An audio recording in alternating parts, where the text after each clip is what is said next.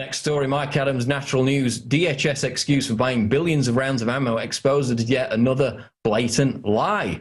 Responding to a letter from Senator Tom Coburn, the Department of Homeland Security, an agency that has no business being armed in the first place, says it's buying billions of rounds of ammunition in order to significantly lower costs.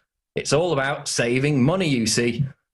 And of course, this DHS response is actually weeks old. In fact, I think it's from back in February, but it's only being reported by the mainstream media in the past couple of days, who are again regurgitating it with absolutely zero inquiry as to its accuracy whatsoever. Because we've said it a million times on this show. I've written it in my articles probably a dozen times now or more. The DHS is primarily buying hollow point rounds. They're twice as expensive as full metal jackets. So if you believe the baloney argument that this ammo is being bought to save money, then why are they buying bullets that cost twice as much? Because the DHS tells us that the bullets are for training purposes only. So why, if you want to save money, are you training with bullets that cost twice as much money? You could just as easily use full metal jacket and save half the amount of money. So their explanation, buying in bulk to save money, just doesn't wash. No one's asking that question, and no one seems to be answering it, despite the efforts of now 15 plus congressmen who have tasked Big Sis with attending a congressional hearing to give answers, which she's refused to do. Janet Napolitano, of course. So, you know, just like the leftist websites that claimed, based on one glib statement by a DHS official, that they debunked the entire conspiracy theory about Homeland Security bullet buys, this again is going to be regurgitated by the media to say, oh, they've already answered the question. Well, no, their response only increases the amount of questions that we're asking, because they haven't addressed the main fact, which is they're not saving money because the bullets they're buying cost twice as much as standard firing range training bullets that they could be buying. So Homeland Security, again, is not being honest with the American people, just as they lied about the safety of, you know, the X-ray body scanners for years before being forced to remove them. It appears that they're lying once again. Moving on now to global news. Islamic cleric issues fatwa permitting rape of Syrian women. Another Islamic cleric has gone public to announce a fatwa that permits US-backed FSA rebels to rape non-Sunni women in Syria as part of a, quote, sexual jihad that has seen girls as young as 14 transported into the country to service the need of anti-Assad militants. And this concerns a report out of Human Events where a Jordanian sheikh, and whatever gives him the right to say this, God only knows, has basically come out and said that it's perfectly acceptable for the Obama-backed terrorists in Syria to abduct and rape all non-Sunni Syrian women. So you're talking Christians, you're talking Alawites. If you're an FSA militant, you can just have your way with them, apparently, because this Jordanian sheikh says it's morally acceptable. And as CNS News reported last week, girls as young as 14 are being sent to Syria from other Middle East and North African countries, following a call by a different sheikh, a Saudi scholar named Mohammed Al-Afiri, for rebels to engage in, quote, sexual jihad, a so-called temporary marriage that amounts to little more than sex slavery. These are the rebels that your tax money is paying for. Now they're actually transporting in 14-year-old girls for them to rape. And this Saudi sheikh, this other sheikh, say that it's morally acceptable as part of a sexual jihad. Completely backwards, asinine, Stone Age thinking, and yet it's going on. Mainstream media dares not even talk about it. And is it any surprise? I mean, they're still being portrayed by the mainstream media as freedom fighters, yet they can't even maintain the sanctity of their own extremist, fundamentalist beliefs. So, you know, they decry all the infidels as being morally bankrupt for refusing to sign up for their Sharia law, and yet they're the ones raping children. And they call people who oppose them infidels, and they're the ones raping kids. Try and get that through your head. And the fact that it's all being paid for, $500 million now, with your tax dollars. 1 million died from Afghan heroin drug production, 40 times higher since NATO op. This is a report out of Russia Today.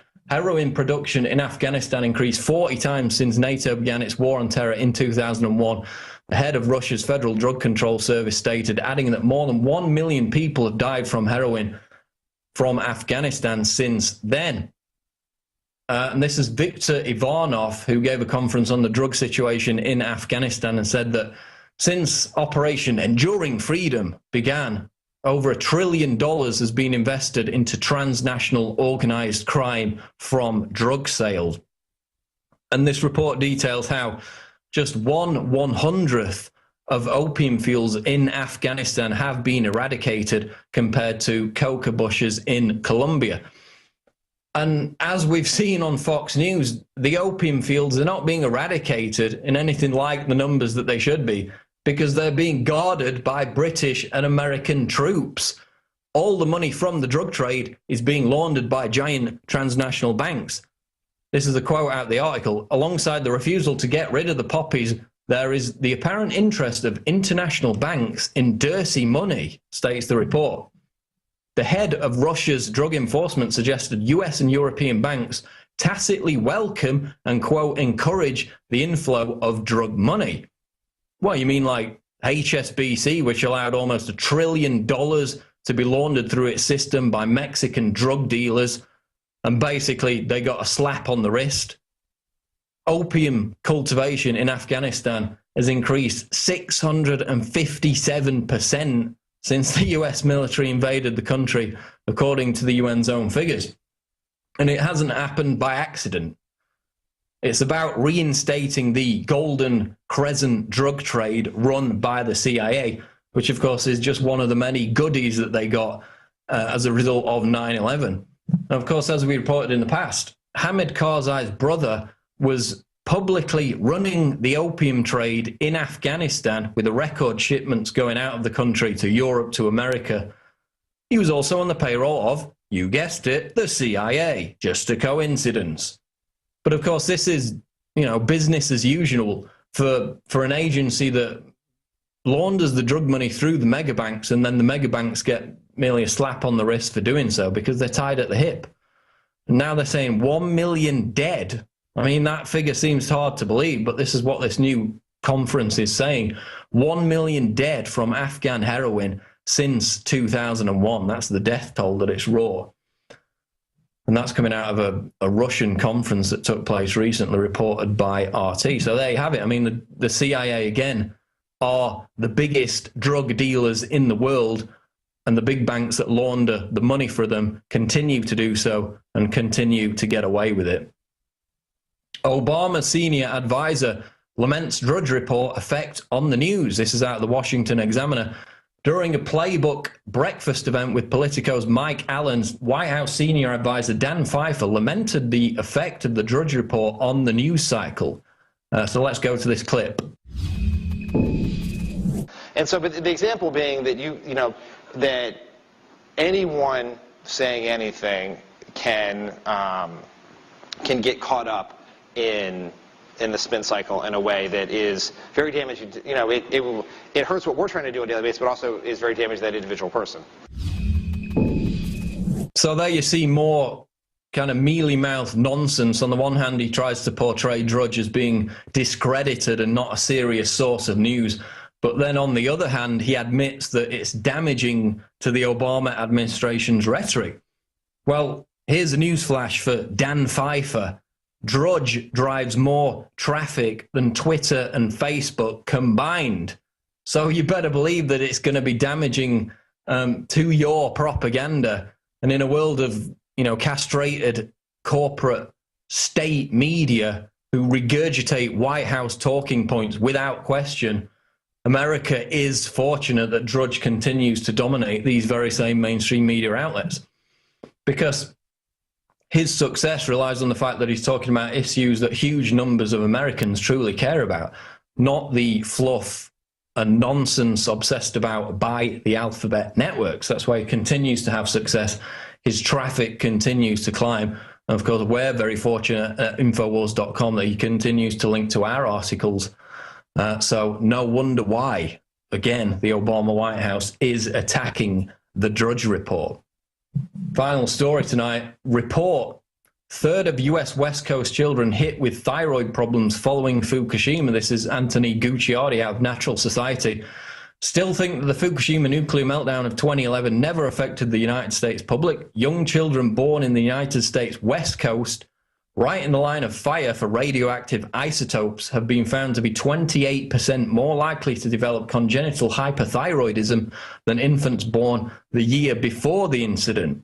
The study followed children born in California, Alaska, Washington, Hawaii, and Oregon between 1 and 16 weeks after the horrific meltdown at Fukushima back in March 2011. Published in the Open Journal of Pediatrics by researchers affiliated with the Radiation and Public Health Project, the information further lends credence to previous documentation regarding the way in which radioactive fallout ended up on US soil. And this, of course, follows the report that came out in February that 44% of children in Japan have thyroid abnormalities in the aftermath of Fukushima. And it's going to take years before we know the full extent of the damage. Remember, the Chernobyl nuclear disaster caused nearly 1 million cancer deaths worldwide, according to the New York Academy of Sciences. So again, it turns out that the conspiracy theorists were right.